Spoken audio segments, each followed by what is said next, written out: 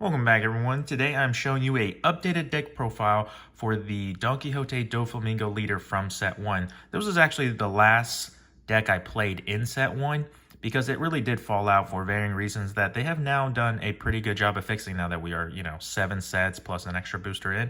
So if you weren't around for that format, for 2 Dawn attach, when attacking, pay 1. Reveal 1 card from the top of your deck. If that card is a 7 Warlord type character and with a cost of 4 or less, you may play that card rested. Now, one of the reasons it kind of fell out was because a lot of the 4 costs that we had at the time were 5Ks, and because it came out rested, your opponent would just attack into that. So basically, if they attack for 7, etc., either give them 2 cards or you lose the card that you worked a turn to get. But this leader does hit really hard because like 7's a really good number. All right, so let's get right into it. Of course, we're still playing for Perona. It is you want to have this in your opening hand because with it on play, look at 5 cards from the top of your deck and put them at the top or bottom in any order. We always want to put it at top, even if it's something like, unless it's like absolutely atrocious where you don't see any 7 Warlords, you're going to put something on top because this actually sets you up for 2 turns. So turn 1, you played this. Turn 2, you have 3 Dawn, and then you put 2 on your leader, pay for the 1. So as long as you stash it with a draw, call target, and then a draw, and then a call target, you're basically set up for 2 turns.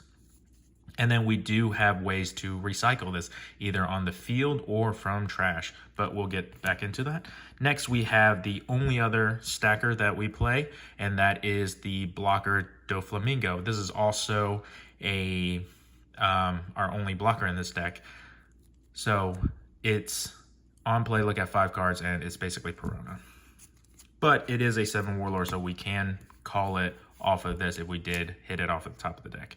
Now, one of the new cards that came out in set 7 that's really good is this Djembe. Now, what makes this Djembe really good is it can, if we have it from, we set it on top of the deck, we can play it off of our leader and then play something out of hand that we don't want to pay normally to play, and then it also makes your board a lot wider. Or if you go second because you lost the die roll, etc. This is really a going first deck, but let's say you go second and you didn't get something to stack. So if you go second, you actually do have 3 more cards chance to get a Perona because you get a draw on your first turn, unlike if you go first, and then you're probably going to take you can take a first damage and then you get another draw, which then gives you at 4 Dawn, which gives you enough to play a Perona and then still activate your leader ability.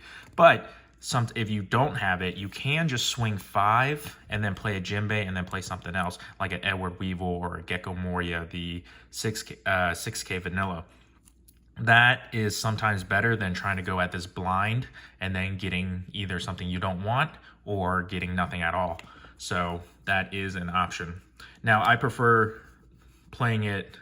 There are some times where you do have to go in blind, so that is very unfortunate. But the most effective way for your victory is if you can stack. If you know your matchups, you can basically predict what your opponent's next turn is going to be. You can set up to, counter that.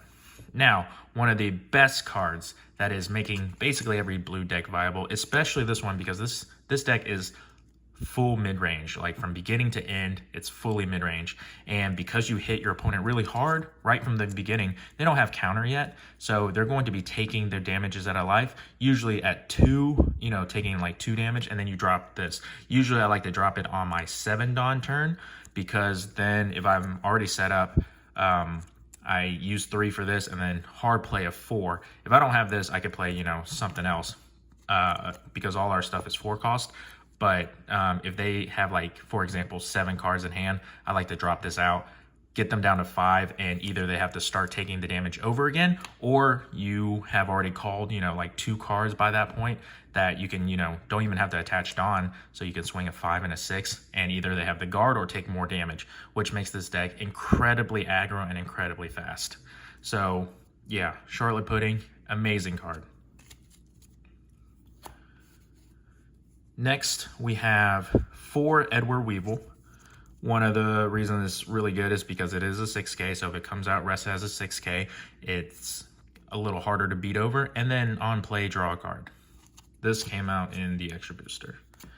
Now we have one of the new cards from set 7, this Trafalgar Law. It is a 2K counter. It is a little bit weak, and I don't typically like to play it off of anything. This is more like if I did have a random call or there are no other 7 Warlords on the top, I'll call it. And then what you can do is you can bounce this card to the owner's hand, and that's whenever. Not like on your opponent's turn, but like on your turn, you can just bounce it. And the secondary part is if your opponent has 6 or more cards in their hand, your opponent places 1 card from their hand to the bottom of the deck. So it keeps their hand small because, again, since you're hitting really hard, you can control that way. Now, what you could do is, like, for example, do the Charlotte Pudding, send it back, or make your opponent send their cards back. They have 5, and if you hit them for like 7, they're probably going to take it. And then they go up to 6, and you have a Trafalgar Law, bounce it back to hand, make them throw away another card, make them go back down to 5. So you really do get to control your opponent really well. And simply the sheer existence of Charlotte Pudding makes your opponent not want to get a big hand because they're going to be more afraid of like losing it all. So they're either going to be guarding early, using up cards. Either way, it's really good. Next, we have another new 2K counter, but this is actually also really good to call on your 5 Dawn turn, because if at 5 Dawn you can play this off the top with leader effect if you already set it up, and then once you play it, you can pay 1 to bounce Perona, so that's using up 4 Dawn, and then play Perona again, which then sets you up for another 2 turns. So this is actually really good for that because it's bounce. Return 1 character with a cost of 2 or less to the owner's hand, so it can bounce yours or your opponent's. Next, we have 3 Dracula Mihawk. This is our last 2K counter. I'm not playing 4 because I almost never actually need it for its draw skill. I almost never play it, actually. It's usually for the random target if I don't know what's on top because I didn't see any stackers, or my hand's really bad. But usually I keep it in hand for the counter. But it does have a decent, effect. Dawn times 1 when attacking, draw 2 and trash 2 from hand. Next, we have 4 Gecko Morias. This is the starter deck Gecko Moria. On play, add 1/7 Warlord of the Sea or Thrillbark Pirates character with a cost of 4 or less from your trash to your hand. So if Perona's in trash and you need to add Perona, you can play this, add a Perona, and you can add basically anything else except itself. So you cannot add this Gecko Moria even though it's a different card because it is by the name. This is one of the earlier 6K, no effect, but because it's 6K, it's harder to beat over, which is really nice. Then we get into some of our new cards. 4 Boa Hancock. Here's an alt art. I love this. I love this art too.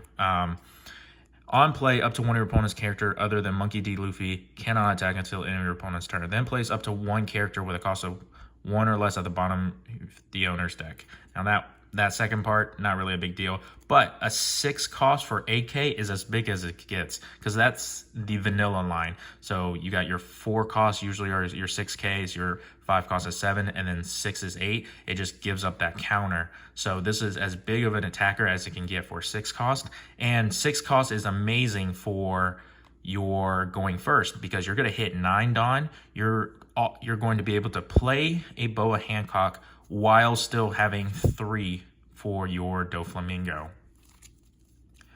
Next, we do play 2 Kaidos.